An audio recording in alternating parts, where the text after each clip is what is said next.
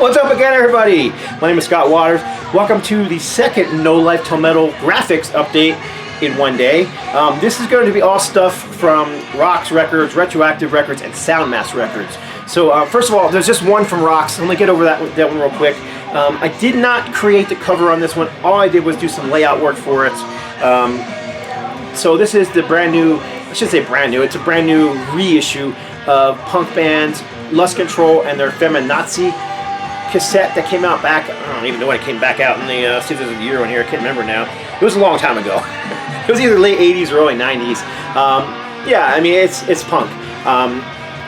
And it's Lust Control, so there you go.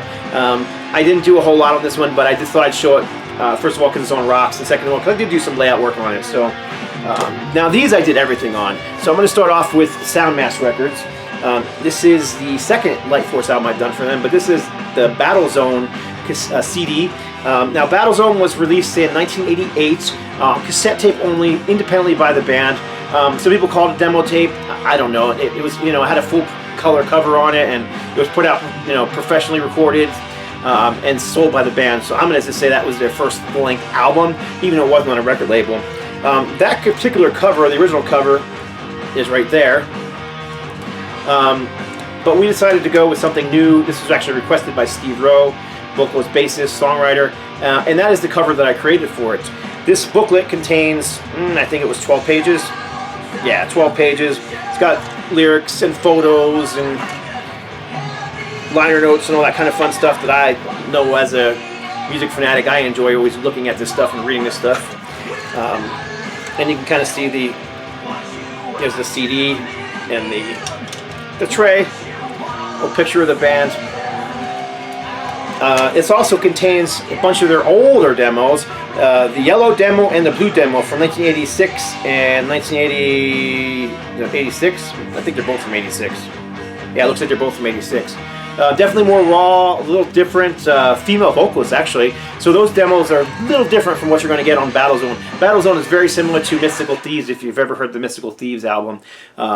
And in fact, I kind of like some of the songs on here better, especially the song, I love the song Eyes of Destruction. Always thought Mortification should have re-recorded that song and just, you know, because they were playing a live Mortification were, and they were kind of giving it that thrash death metal vibe, and the song just lends itself to that. So anyhow, sounds good, looks good. I'm really happy with how the cover art came out. Soundmass Records is based out of Australia. They also have a distribution in the UK on soundmass.com or soundmassrecords.com or something like that, and it's also available on 10-inch vinyl. Now this is just Battlezone, the demos aren't part of this. 10-inch vinyl, you can see the cover a little better, you can see the stylized photograph of the band and the futuristic or the apocalyptic backgrounds I put behind them and in the front. Comes with an insert, black and white insert with liner notes, photos of the band, and lyrics, and then custom center rings. Very cool. I'm really happy with how it came out. It looks great. It sounds great.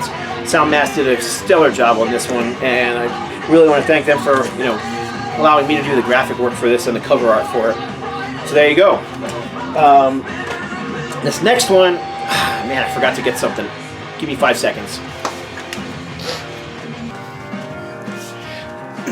Okay, I'm back. I should have grabbed this beforehand, I just forgot about it. Okay, this next one, these are all retroactive releases. Another one I'm excited about, as if I'm not excited about all this stuff. But the reason I'm excited about this one is because this band is actually a favorite of mine and a friend of mine. So this is Rapture, the demos 1985 to 1997. 2 CD set, all their demos. So this does not feature, if you don't know, the Rapture became the Moshpit in at the end of 1989, 1990. So this contains all the demos from Rapture and the Moshpit for that time period. Well, most of them. Everything that we could get our hands on.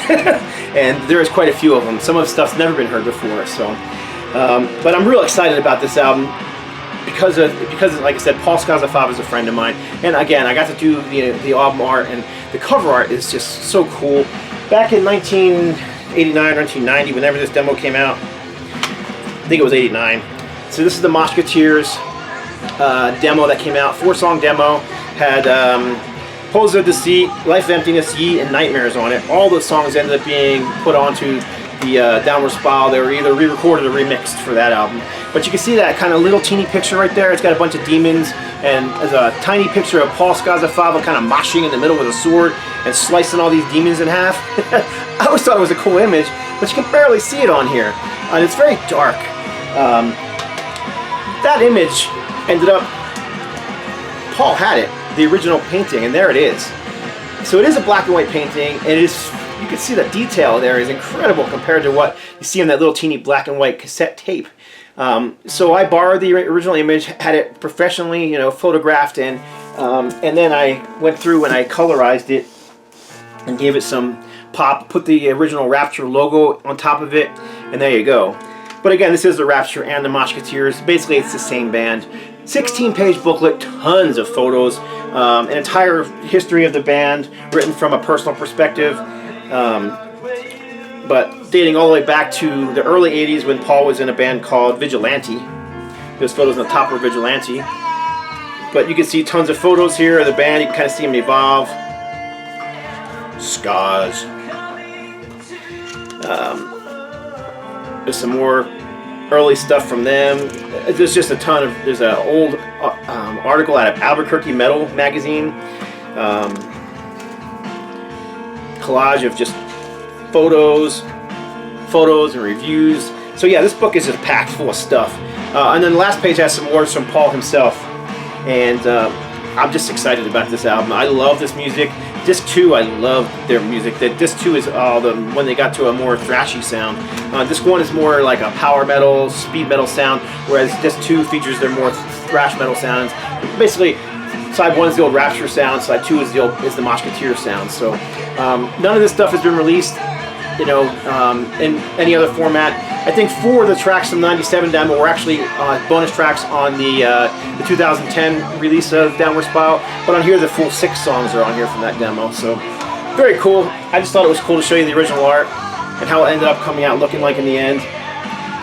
And really glad that I was able to take such a big, huge part in this, from doing the artwork and the cover to doing the layout to even writing the liner notes. So just a very personal release for me, and I hope if you're into old school metal, thrash, speed metal, and US power metal, you might enjoy picking this one up and checking it out.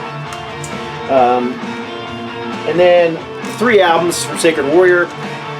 All of these contain 16-page booklets with photos and liner notes, some from the band members, some from some of the writers from Heaven's Metal magazine. There's a bunch of different people who've written for these reissues.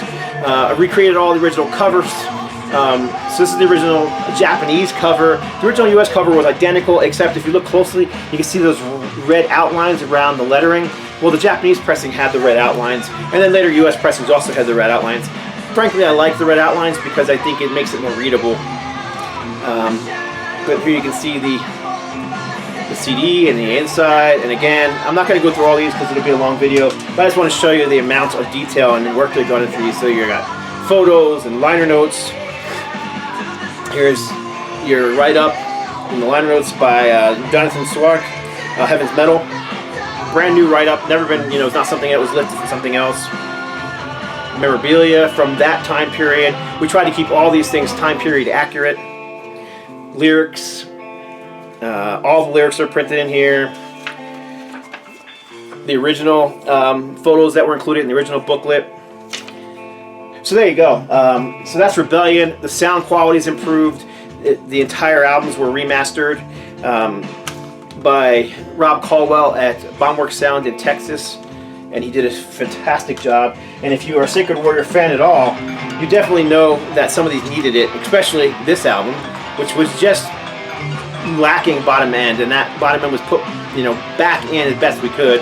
Again, 16-page booklet. Again, I recreated the cover art and all the insides. You'll see some new photos that were never in there before. And again, you get the spread of different photographs, and so here's a photograph that's never been seen before. It kind of goes along with the whole theme of the abuse. This poor little girl here, this wicked generation girl here, and then this little girl here who's just crawled up and crying in a corner. It's a very dark album lyrically. Again, liner notes. And this one I thought was kind of cool because you got liner notes from Jonathan Swark from, I think it's how you say it, Swark or Swank. I think it's Swank. From HM, but then you got the original review from HM Magazine from back in 1991 when this came out, I think it was, 1991, 1990, some in that area. Up here. Of course, you're going to need magnifying glass to be able to read that, but I didn't have a whole lot of room to squeeze it in there. Again, lyrics, and in the very back of this one you see a tribute to keyboardist Rick Macias, who passed away back in 2009. So yeah, all these just came out fantastic. I'm super happy with them. All the covers are redone. I didn't change them a whole lot. I did change this one slightly. I put the old Sacred Warrior logo back in the bottom because this was the same band that recorded the first two albums, same band members. Just seemed like it needed it, and I've not heard anybody squawk about that. And then again, Obsessions. This is their last album that they recorded.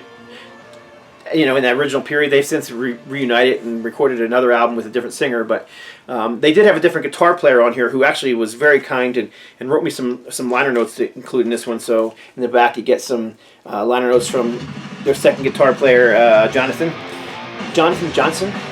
So 2019, and a recent photo of him. He's actually working with Sacred Warrior singer Ray Parra on a different project, which is out digitally but not out in any other format yet. Again, you get the write-ups and you get the photos and inside scoops and all that kind of fun stuff. So I'm a Sacred Warrior fan, so it was just a pleasure to me to be able to do this layout. Liner notes on the back of all these have liner notes on the back as well. Kind of gave you a little history on the album. Fantastic. Really, Retroactive. They're a small company, but they spared no expense on these releases. From the mastering to trying to get the best source material to packaging, jewel cases, 16-page booklets, the whole bit. So you can pick up any of their stuff at boonsoverstock.com. And again, I appreciate all your support on these because even though this isn't my label, this is my livelihood because I do graphics for a living. So, and Retroactive is one of the labels that I partner with. So.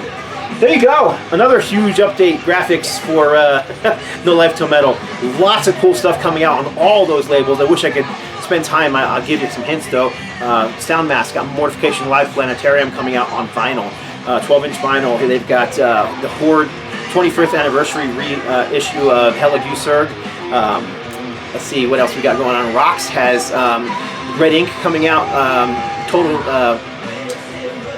Texas thrash death metal band from the early 90s, late 80s, early 90s. All their demos coming out in a compilation, which is fantastic. They've also got the Red Sea, the Red Sea Blood album coming out on vinyl and CD. That was an album by basically the rhythm section of Badlands, the singer from Die Happy and Joshua, and the guitar player from Fear Not. Fantastic. If you like that blues-based heavy rock, a little bit heavier than Badlands. If you like the first Badlands record, guarantee you're going to like this Red Sea album. But it is a little heavier than that too, and the vocals are out of this world. Yeah, there's the singer on that Red Sea album is just spectacular. Anyhow, I'm going to stop yammering because I can go on forever, and I appreciate y'all watching, supporting the label, and supporting what I do. Man, I love rock and roll and metal. That's it. God bless. Stay strong.